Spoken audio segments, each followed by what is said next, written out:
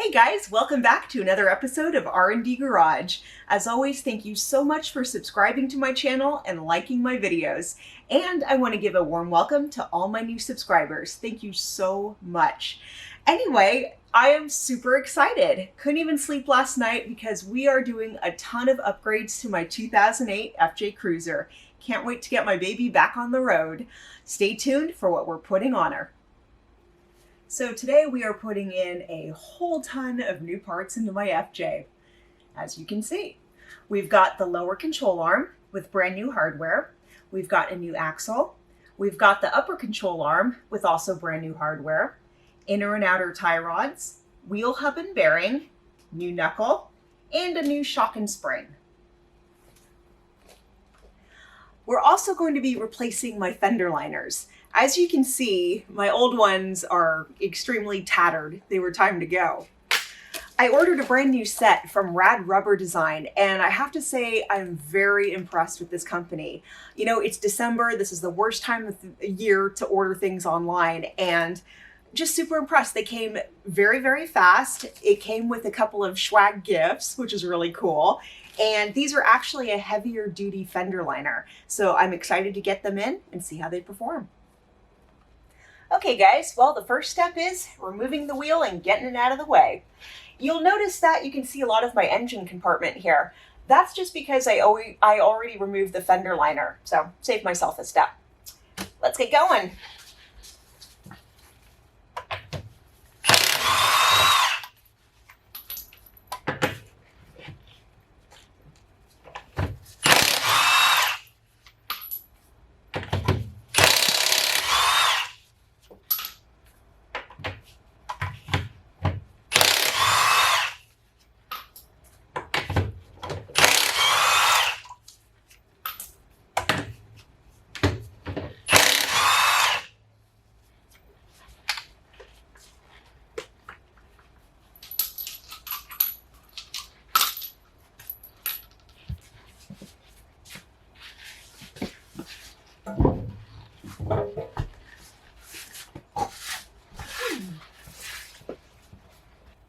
Now we're going to remove the Spider Trax wheel spacer. It's best to use a thinner walled socket on this because it can be pretty tight. Also, these may take a little doing to get off, even with a high-powered power tool, because remember, we put Loctite on these, so prepare for a lot of sound.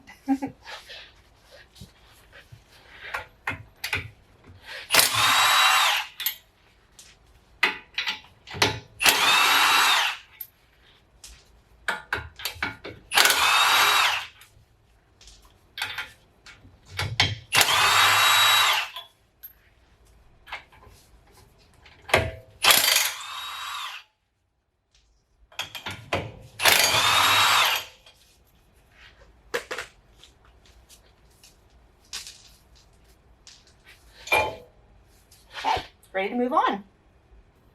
Now it's time to remove the dust cap.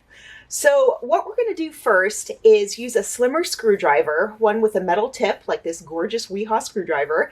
We're going to place it between, right basically in the opening here, in the crease, and kind of tap on it with a hammer all the way around.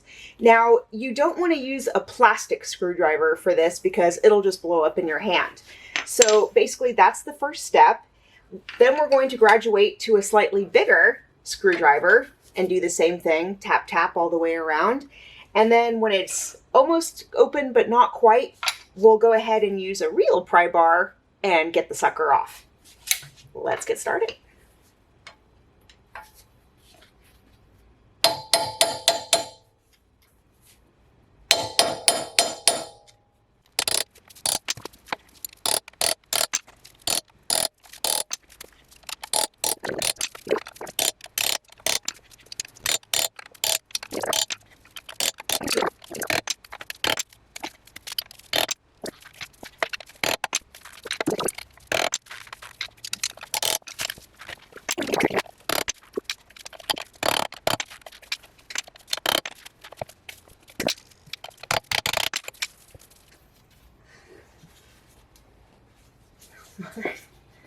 Oh my God.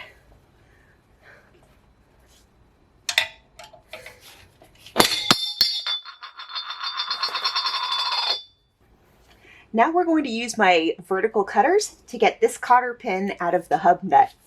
So to begin, I'm going to basically yank on this ear right here. And the plan is to get these two as straight as possible so that it can just pull out.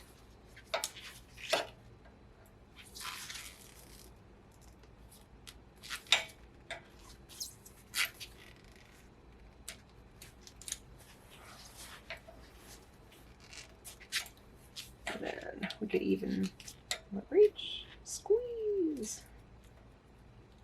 Squeeze these two. And yeah, we're gonna have to squeeze a little harder. There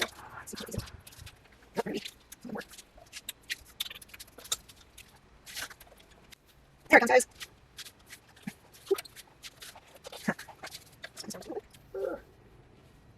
Okay. Oh, now it's hella loose. Yay! It's out! Perfect. On to the next step. Okay, now we're going to take off the hub nut. Now, again, this was put on very, very tight, so there may be some loud noise, and just prepare for maybe a little bit of a battle. Or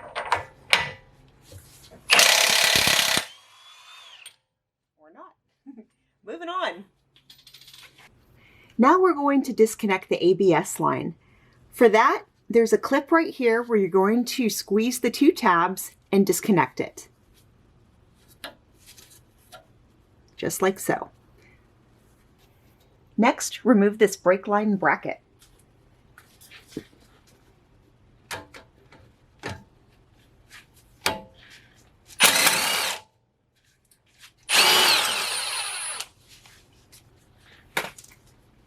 Like so. Now we're going to remove the two caliper bolts, here and here.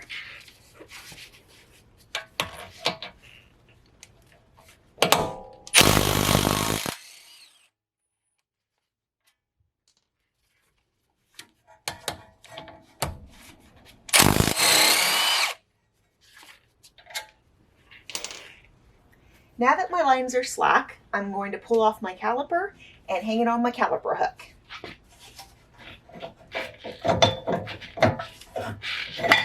There we go.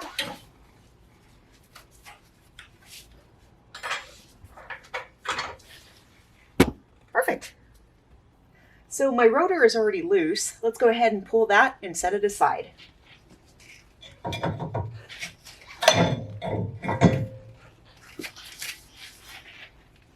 Now we're going to unbolt the sway bar end link from the knuckle.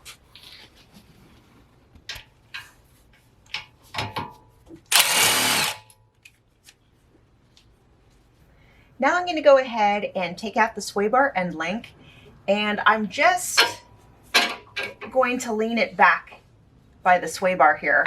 We already replaced these on a previous video, so there's no need to do anything else. Now we have to remove the tie rod from the knuckle.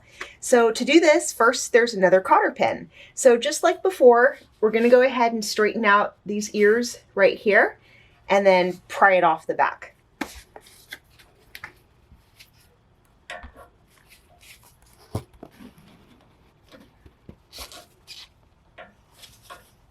So we'll straighten these as much as possible.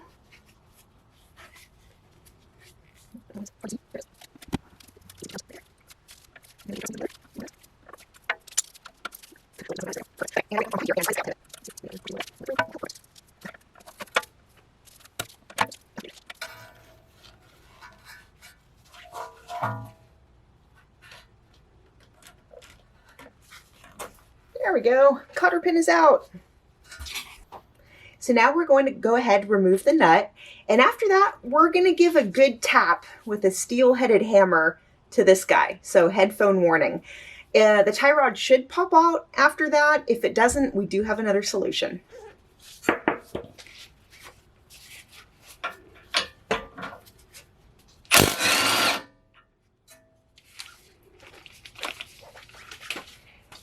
Okay.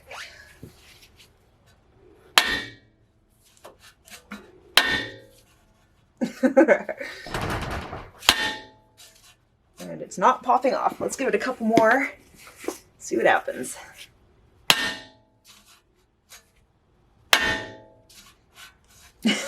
Yeah, it's not working. Let's go to solution number 2. So I'm going to try to use my puller next. This is kind of cool. It fits like so. Oops. And right in between there. And what you're going to do is tighten it up just like that. And generally the manufacturer doesn't like you to use an impact wrench, but I'm going to go ahead and do it anyway because it may just pop off the tie rod here. Also, if you're going to be reusing these bolts or the bolt, just be very careful and try not to screw up the threads. That could be bad. And so I'm just going to give it a quick zap here.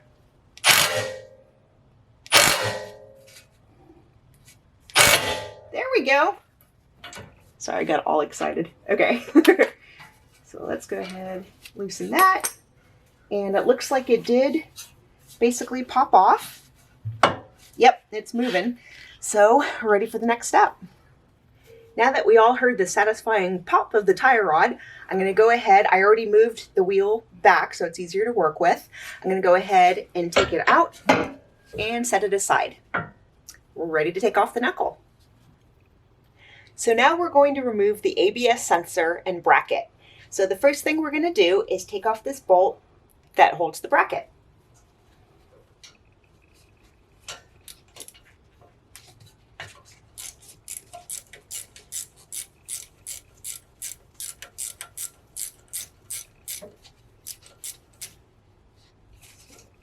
Oh yeah, perfect. Yep, not quite.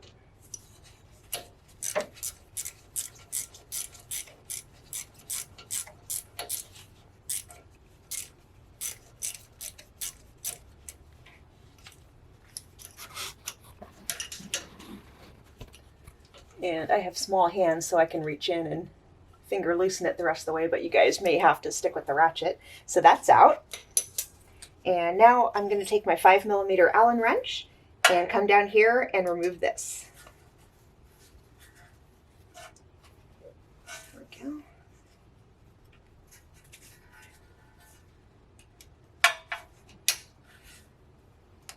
And I wonder if... Yep, I can just about squeeze my fingers in here too.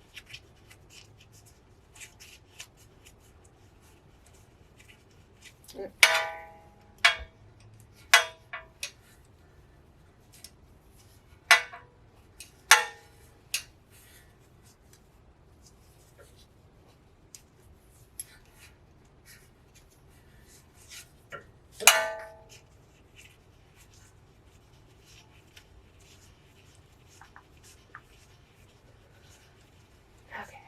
Feel it.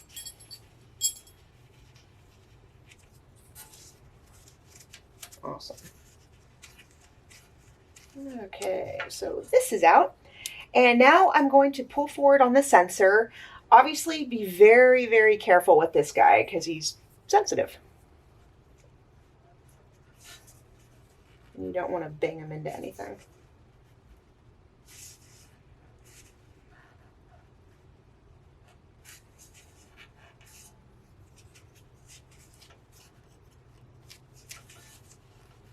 There we go. Whew. Okay, set this aside, we'll move on. Now it's time to remove the ball joint nut, which is basically this guy right here. It connects the upper control arm to the knuckle itself. This is kind of like what we did before. It's a cotter pin, and as you can see, it's extremely greasy, and so we're going to try to kind of pry it with our weehaw here a little bit, just to get it to, let's see, straighten out a little bit here. I wonder if I can,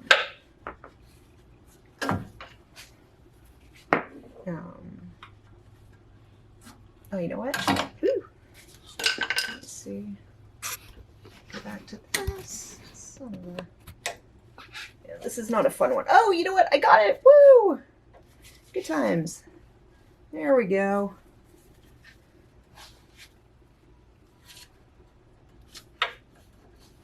Okay, And so I'm going to squeeze these two. The other side, I don't know if you guys could see, I probably should have mentioned it, but during a previous installation, it looks like the other half of the cotter pin, you know how there's two of them, two sides, it got snipped off.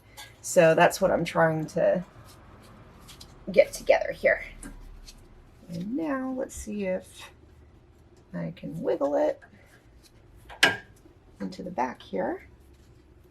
Oh yeah, perfect. Okay, now I see the head, which was almost impossible with the grease. So I'm going to go ahead and pry it out. And, woo, there we go. Like a tooth. Okay, so now we're going to do a quick zap and take this nut off. And then again, like before, I'm going to hit the knuckle with my steel-headed hammer to see if it pops loose. Whatever you do, be careful with the threads, and especially if you're going to reuse it, and do not hit the upper control arm.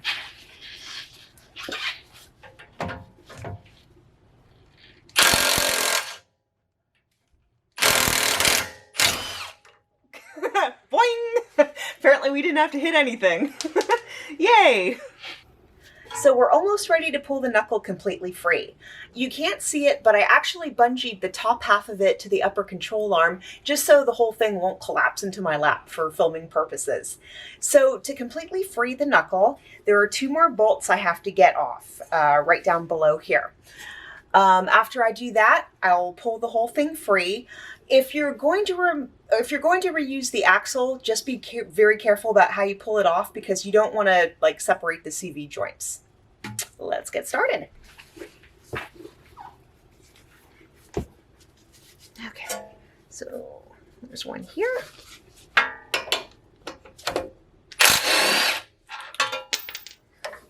let's do the other one.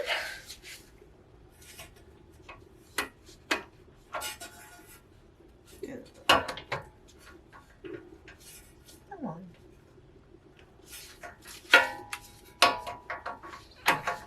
There we go. Bam. Okay, I'm gonna go ahead and unbungee.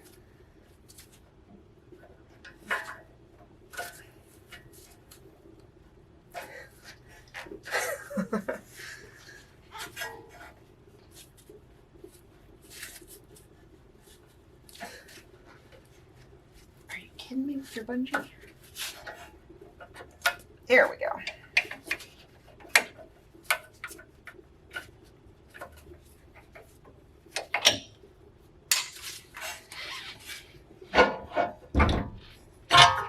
Woo! Knuckle is free! Now that we're just about ready to pull the axle off the front differential, I want you to go ahead and put a bucket underneath because we will probably lose some fluid. Also, right before we're going to get started on here, I want to tell you a couple things what not to do.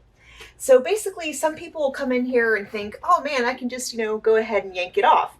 Yeah, don't do this because you'll damage the axle CV joints. Another thing people think they can do is go ahead and insert a large pry bar in between the diff and the axle, and that again could damage both parts. So don't do that. What we're going to use instead is this nifty little tool called a slide hammer, and I'll show you what happens next with this. So this slide hammer is pretty cool. It comes with a couple of tips. You don't want to use this tip because it's a little bit too short. And also you can see the top of it, it's not a very pronounced hook. So this isn't quite going to work. It's a little bit too rounded. It's not enough definition. But luckily you can get this extended hook. And so it's longer, the tip is more pronounced, and you can see it'll hook on perfectly. So I was taught this trick by an old mechanic. What I'm going to do with my slide hammer is, as you can see, is place it in a flat spot on the CV and then use a heavy duty zip tie connecting it all together. This way you don't have to dance with the slide hammer because it's, for me anyway, pretty heavy. So now we're going to go ahead and bang it a couple times and it should pop free.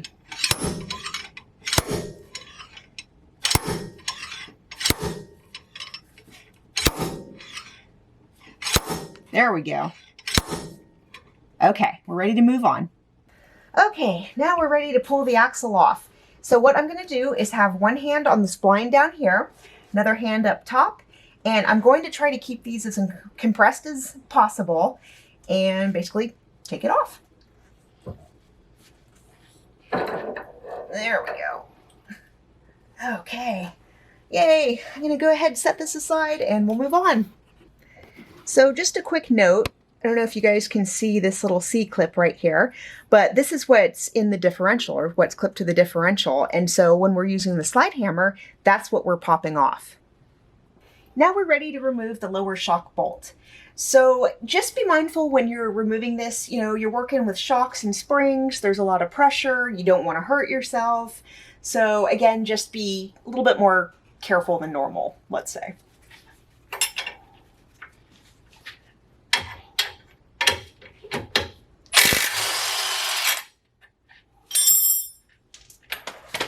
I'm going to go ahead and bang this to kind of get it out.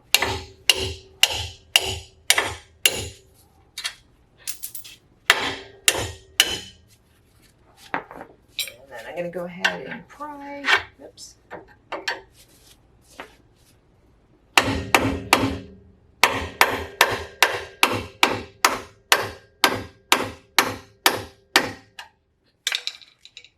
Almost.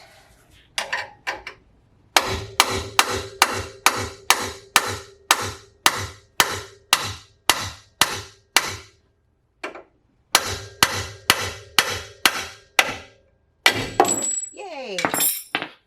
Okay, we're ready to move on. Now we're ready to basically get the bolts off of the lower control arm. So we're going to be needing both the impact wrench and the open-ended, or actually the close-ended wrench. So let's go ahead and do this. And these are basically right here and right here.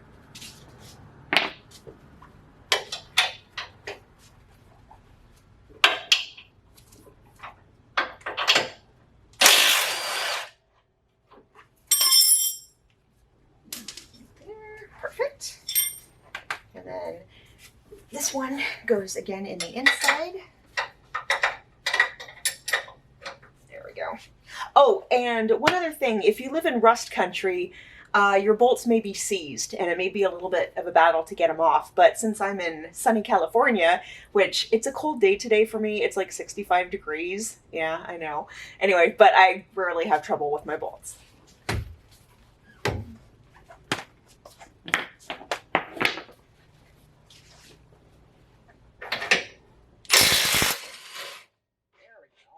Sweet, and that one came out almost all the way. That was easy. This one, it looks like it's going to need a little bit more help, so I'm going to go ahead and bang on it a bit. Just like that. Yank that out, and let's see. So this guy actually has a sleeve, so what we're going to do is put our pry bar in here and yank it out just like that. Bing, bam. And yeah, now this should actually slide out. If not, you know what? I'm gonna give it a good pry. We're just gonna reach in and try to, oh yeah, that's coming right out. That. And be careful, you don't want to hurt yourself. It's just so awkward. There we go.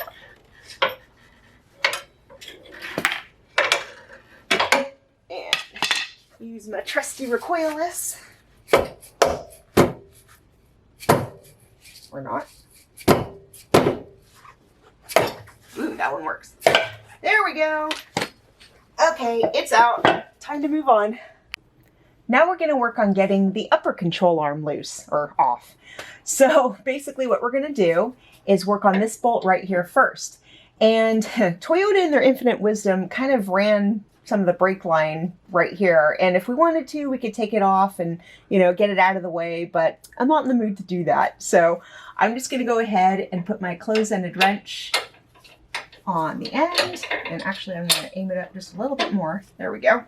And grab my hammer and just kind of hit it upwards, and that should loosen it.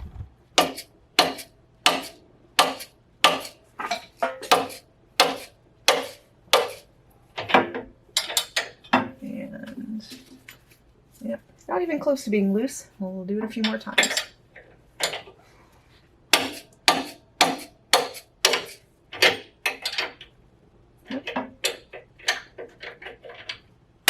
Oh, there we go.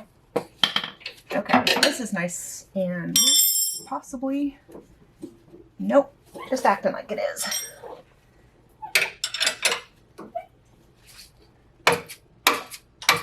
There we go. Now it looks like it's a little bit looser. There we go. Now finger loose. So while I'm turning this, actually the bolt from the other side is turning as well. So that's not good. So I'm going to go ahead and hold this while I take off the nut.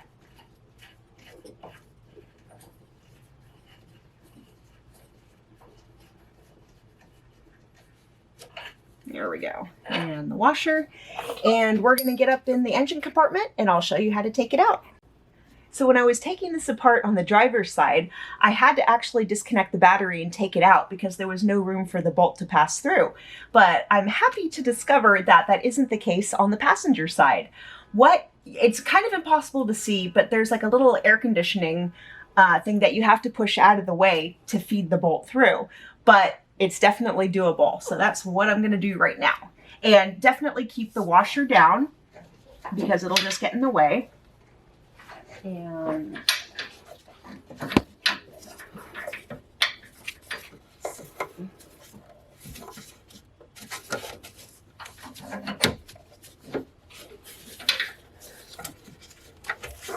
there we go. So the camera guy is helping me out.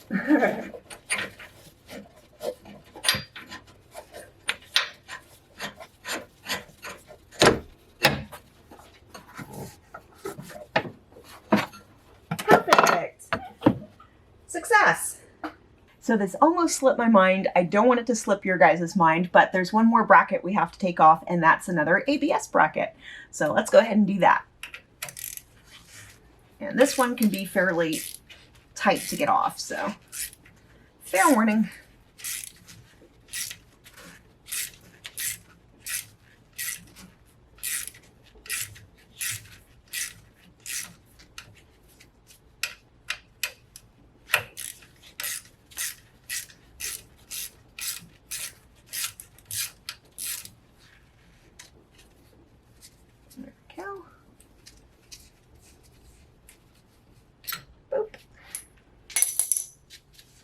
There we go.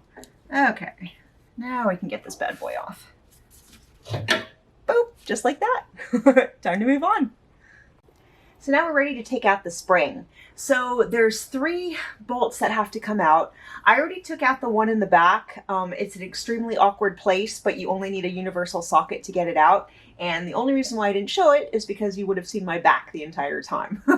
So this is also going to be slightly awkward, going like this, but I will walk you through it.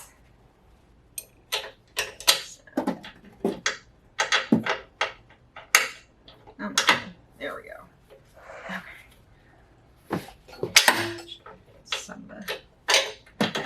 Hold on a second. Well, that was silly. I forgot I have an electric one, so I'm going to go ahead and use that. Before I use it on the other one, though, it's always good to break it free with the ratchet, just to make sure stuff doesn't fly. Oh, and I also wanted to mention that I have a spacer in here that came with Rough Country. My new spring and shock, this won't be necessary, so I won't have to use it.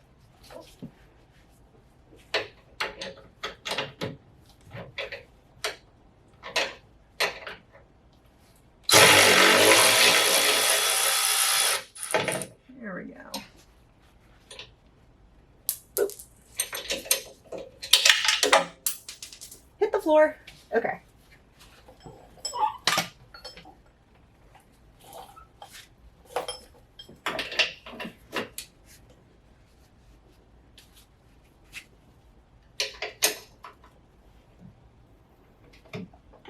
Oh, there we go.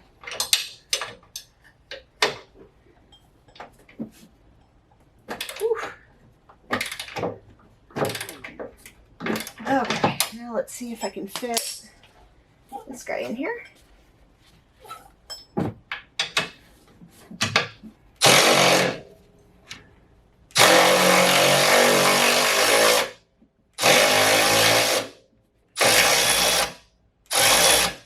Okay. And it's off, along with various hardware. So we're pretty much done with the breakdown, except for the inner tie rod, which we'll show you in the next video, along with the installation of everything. But, oh man, it was a hard day's work. Glad we got it over with. So as always, thank you so much for watching this R&D video. Thank you for liking it and subscribing. And also, I hope you have a Merry Christmas, Happy Hanukkah, Happy Kwanzaa, whatever you celebrate. I hope you have a wonderful day.